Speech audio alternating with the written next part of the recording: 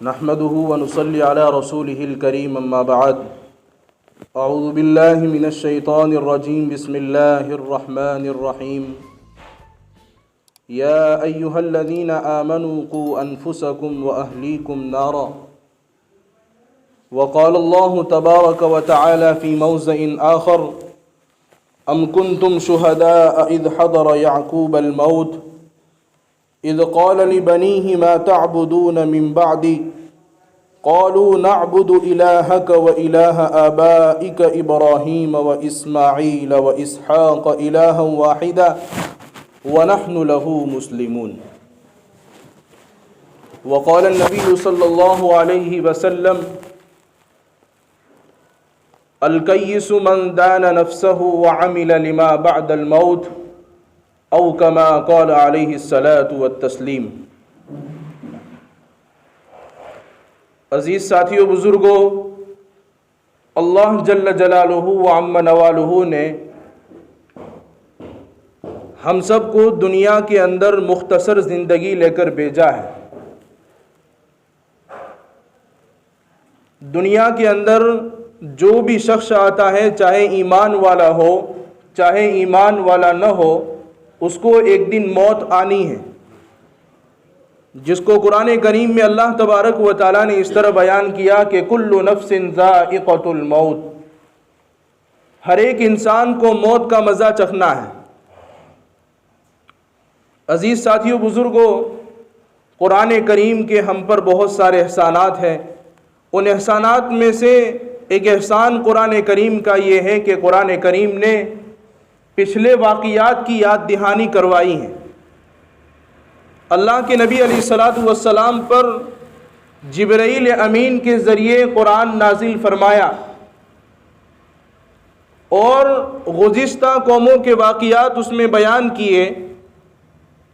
और वाक़ियात सिर्फ़ बयान इसलिए नहीं किए कि वाक़ियात में हमको मज़ा आए, बल्कि ये वाक़ियात इबरत हासिल करने के हैं। कुरान करीम के अंदर अल्लाह जल्ल जलालुहु व अम्मा नवालुहु ने एक वाक़िया बयान किया है हज़रत याक़ूब अलैहिस्सलातु वस्सलाम की मौत का, जो खुतबे में आयत पढ़ी गई। और कुरान करीम ने बहुत सारे वाक़ियात इस तरह के बयान किए हैं कि अगर आदमी उससे इबरत हासिल करे, उससे सबक हासिल करे, तो वो अपनी ज़िंदगी में कामयाब हो सकता है और आखिरत की लामहदूद ज़िंदगी में भी कामयाब हो सकता है। और क्या वाक़िया बयान किया हज़रत याक़ूब अलैहिस्सलाम का कि हज़रत याक़ूब अलैहिस्सलातु वस्सलाम की मौत का वक्त करीब है। इसको इस तरह हम सोचें, इसकी मिसाल ये है कि हमारे घर के अंदर कोई बड़ा हो और उसकी मौत का वक्त करीब हो और वो अपने ख़ानदान वालों को, अपने बेटों और बेटियों को जमा करें और कुछ नसीहत करना चाहे, कुछ बातें बताना चाहे, तो क्या बताएगा कि इतना इतना माल जमा किया है, उसको महफूज रखना, फलाने को देना है, उसको दे देना, जायदाद का मसला उनके सामने होगा और बहुत सारी दुनियावी अगराज उनके सामने रखेगा। लेकिन हज़रत याक़ूब अलैहिस्सलातु वस्सलाम की मौत का वक्त करीब है और वो अपने बेटों को जमा कर रहे हैं और उनको नसीहत कर रहे हैं। क्या कह रहे हैं कि मेरे बाद तुम किसकी इबादत करोगे, मेरे बाद तुम किसकी इबादत करोगे। और किसको कहा जा रहा है? हज़रत यूसुफ अला नबीना अलैहिस्सलातु वस्सलाम जैसे बच्चे, हज़रत बिन्यामीन जैसे बच्चे और उनकी वो औलाद जो अंबिया अलैहिस्सलातु वस्सलाम की औलाद है। कहने वाला भी नबी है, जिसको कहा जा रहा है उनमें से भी नबी हज़रत यूसुफ अलैहिस्सलातु वस्सलाम हैं। उनके दादा नबी हैं, उनके परदादा नबी हैं, यानी नबियों का घराना है। उनको नसीहत की ज़रूरत नहीं पड़ा करती, लेकिन फिर भी हज़रत याक़ूब अलैहिस्सलाम अपने बेटे को क्या कह रहे हैं कि मेरे जाने के बाद, मेरे दुनिया से चले जाने के बाद तुम किसकी इबादत करोगे। बेटे भी किसके थे? नबी के बेटे थे, जिनके अब्बा हजरत याकूब अलैहिस्सलाम भी नबी है। हजरत याकूब अलैहिस्सलाम के वालिद हजरत इसहाक अलैहिस्सलाम भी नबी है। हजरत इसहाक के वालिद हजरत इब्राहीम अला नबीना अलैहिस्सलाम भी नबी है। बेटों ने कहा यह कोई मजाक का वक्त नहीं है, और जवाब दिया कि हम उसकी इबादत करेंगे जिसकी आपने इबादत की है, और आपके अब्बा हजरत इसहाक ने इबादत की है, और उनके अब्बा हजरत इब्राहीम ने इबादत की है। इलाहम वाहिदा, हम उसी की इबादत करेंगे। और हम फरमा बरदारों में से हैं। ए अब्बा जान, आप फिक्र न करिए, हम उसी की इबादत करेंगे कि हमने आपको उस अल्लाह के साथ जोड़ा है जो तमाम जहानों का मालिक है, जो तमाम जहानों का परवरदिगार है। तो मरने के वक्त किसकी फिक्र हो रही है? अपने औलाद के तौहीद की फिक्र हो रही है कि मेरे बाद ये लोग कहीं काफिर न हो जाए, कहीं मुशरिक न हो जाए। कुरान करीम ने इसकी जिम्मेदारी हम सब के ऊपर डाली है। जो कुरान करीम की आयत पढ़ी गई, या अय्युहल्लज़ीना आमनू कू अनफुसकुम व अहलीकुम नारा, पूरी इंसानियत से कहा जा रहा है, ईमान वालों से कहा जा रहा है। क्या कहा जा रहा है कि ए ईमान वालों, अपने आप को बचाओ, कू अनफुसकुम व अहलीकुम नारा, अपने घर वालों को बचाओ जहन्नम की आग से। तुम सिर्फ अपनी नमाज की फिक्र मत करो, तुम सिर्फ अपने रोजे की फिक्र मत करो, तुम सिर्फ अपने आखिरत की फिक्र न करो, बल्कि अपने घर वालों को जन्नत में ले जाने का जरिया भी तुम हो। कुरान करीम ने अल्लाह के नबी अलैहिस्सलातु वस्सलाम को हुक्म किया है कि आप अपने घर वालों को नमाज का हुक्म करिए और ख़ुद भी नमाज की पाबंदी कीजिए। हम आपसे रोज़ी कमवाना नहीं चाहते, रोज़ी तो हम आपको देंगे। अजीज साथियों, बुजुर्गों, पूरी दुनिया के अंदर जो हालात चल रहे हैं वो बहुत ख़तरनाक हालात चल रहे हैं, और सहाबा रज़ी अल्लाह तआला अन्हु का ईमान ऐसा बन गया था, उनके अमाल ऐसे मजबूत हो गए थे, कैसे भी हालात उनके सामने आ जाते थे, बड़ा बड़ा पहाड़ जैसे हालात भी आ जाते थे, वो हालात उनके ईमान के सामने, उनके अमाल के सामने, उनकी नमाजों के सामने मौम बन जाते थे। अल्लाह तबारक व तआला ने उनको वो मकाम अता फरमाया कि कुरान उनकी तारीफ कर रहा है, अल्लाह के नबी अलैहिस्सलातु वस्सलाम की ज़बान मुबारक उनकी तारीफ कर रही है। हज़रत उमर रज़ी अल्लाह तआला अन्हु हज़रत बिलाल रज़ी अल्लाह तआला अन्हु को कह रहे हैं, और जिसको अल्लाह खिताब कर रहे हैं कि सबसे पहले इस आयत के खिताब कौन है? हज़रत सहाबा किराम रिज़वानुल्लाहि अलैहिम अजमईन और हज़रत सहाबियात, कि अल्लाह के नबी अलैहिस्सलातु वस्सलाम पर आयत उतरी और सबसे पहले सुनने वाले वो हजरात हैं जिन्होंने अपने ईमान के खातिर, अपने अमल के खातिर, अपनी आखिरत के खातिर उन्होंने जो है अपनी आखिरत को बर्बाद नहीं किया, तकलीफें बर्दाश्त की।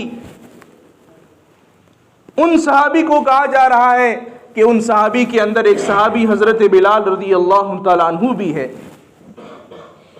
जिनके गले में रस्सी डालकर कुफ्फार मुशरिकीन गरम गरम रेतों पर उनको लिटाकर घसेटा करते थे, उनकी चमड़ी निकल जाया करती थी और उनके खून और पीप के जरिए से अंगारे बुझा करते थे।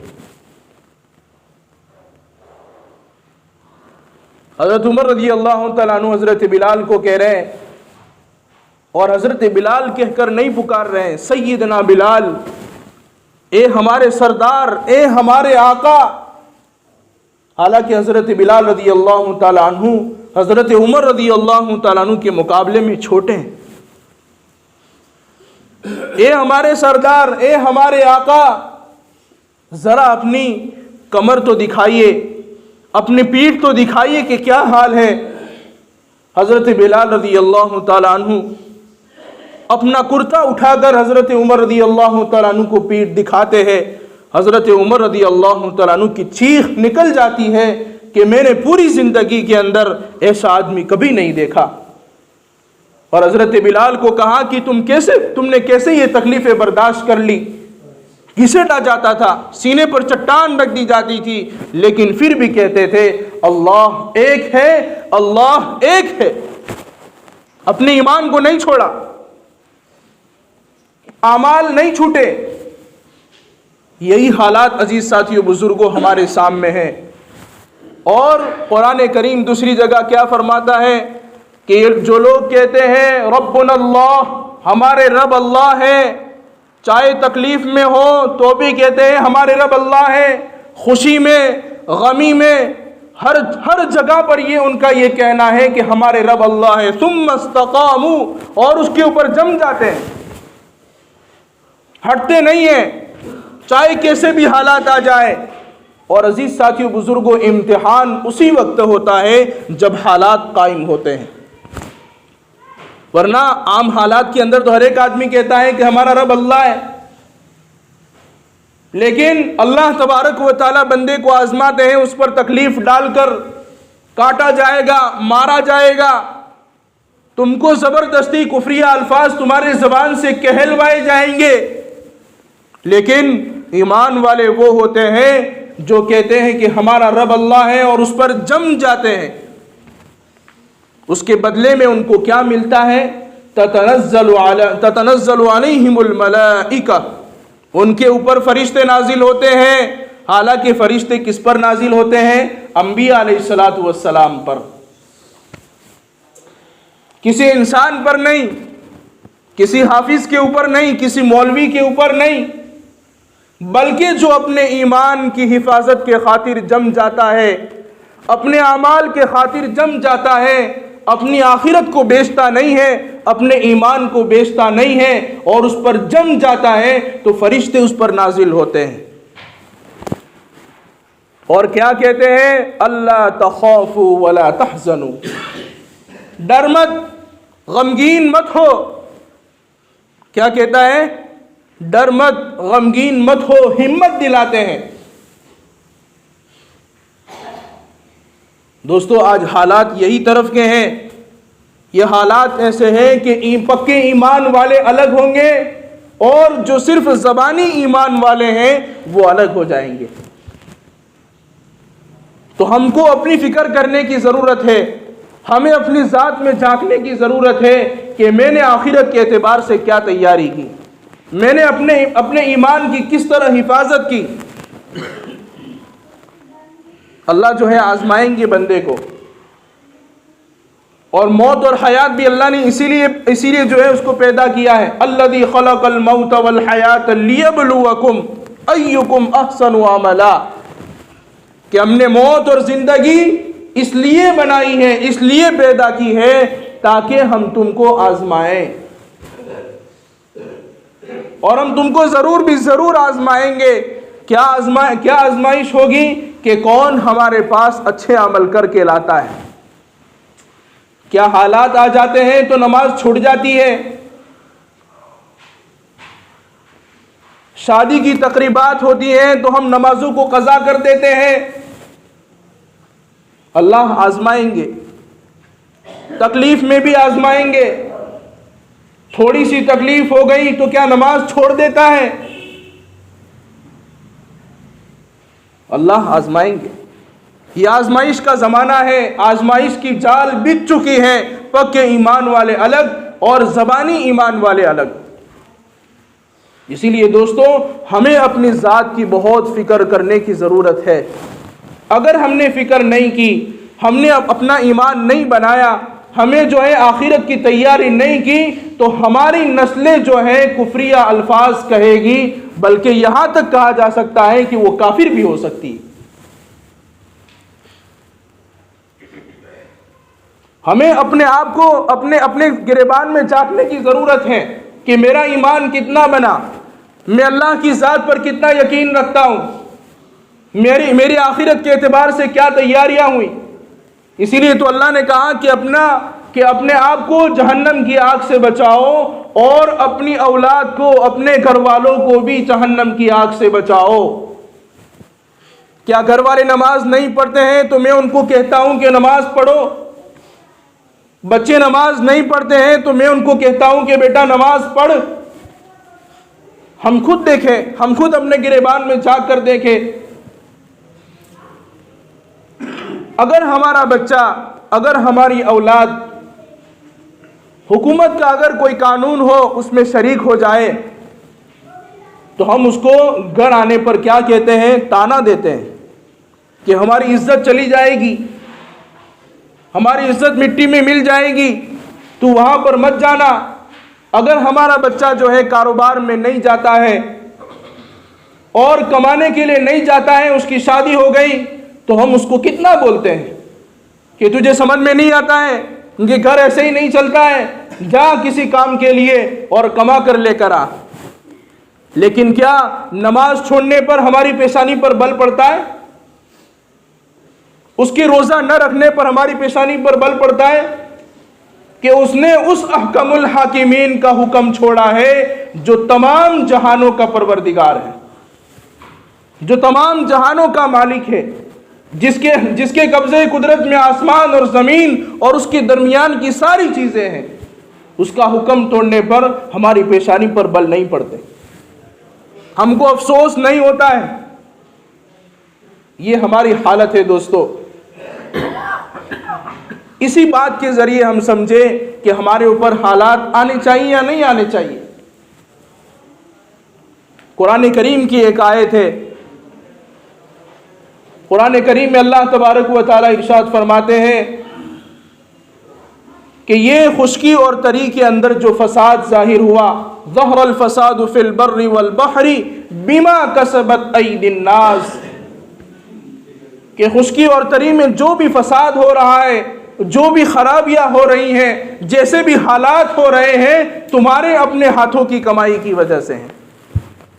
हमने गुनाह किए हैं, हम मुजरिम हैं अल्लाह के, हम गुनहगार हैं अल्लाह के, कि अल्लाह तबारक व ताला हमारे गुनाहों की वजह से मासूम जानवरों को भी तकलीफ पहुंच रही है, जिनका कुछ गुनाह नहीं है। हालात बदल रहे हैं, मौसम बदल रहा है, बारिश के वक्त पर बारिश का न होना, गर्मी के मौसम में बारिश का होना, खेती के वक्त खेती का न होना, ये सारे हालात हमारे गुनाहों की सबब है। अजीज साथियों, बुजुर्गों, हमें अपने ईमान की बहुत फिक्र करने की ज़रूरत है, हमें अपने आखिरत को बनाने की ज़रूरत है। हम दुनिया में क्यों भेजे गए? क्या हम दुनिया में इसलिए भेजे गए हैं कि हमें जो है बहुत सारी प्रॉपर्टी जमा करनी है, बहुत सारा माल जमा करना है, बहुत बड़ी बड़ी गाड़ियाँ खरीद कर अपने घर के सामने रखनी है? ये सारी की सारी चीज़ें आँख बंद होने तक है। आँख बंद होने के बाद हमारी कब्र में कुछ नहीं आएगा, न माल आएगा, न दौलत आएगी, न प्रॉपर्टी आएगी, न इज्जत आएगी, कुछ नहीं आएगा। कितना ही बड़ा मालदार क्यों ना हो, कितना ही बड़ा इज्जतदार क्यों ना हो, कितना ही बड़ा प्रॉपर्टी वाला ही क्यों ना हो, 2 गज जमीन के अंदर सबको दफना दिया जाएगा। वहां पर अमाल आएंगे, ईमान हमारा साथ देगा, तकलीफों पर सब्र करना हमारा साथ देगा, आखिरत के नेक अमल हमारे साथ देंगे, और घर वाले भी हमारे साथ नहीं आने के। लेकिन अगर हम उनकी फिक्र कर गए, उनकी आखिरत की फिक्र हमने की, उनके ईमान की फिक्र हमने की, और वो जो नेक अमल करेंगे उसका जो है सवाब हमारे नामे आमाल के अंदर जमा होता जाएगा।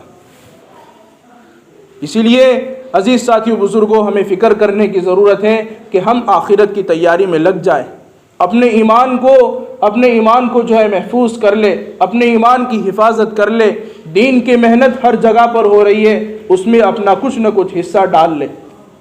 अल्लाह तबारक व ताला से दुआ है कि अल्लाह तबारक व ताला हम सब को आखिरत की फ़िक्र करने की तौफीक अता फ़रमाए और ईमान पर जो है कलमे के साथ हमारी मौत नसीब फ़रमाए।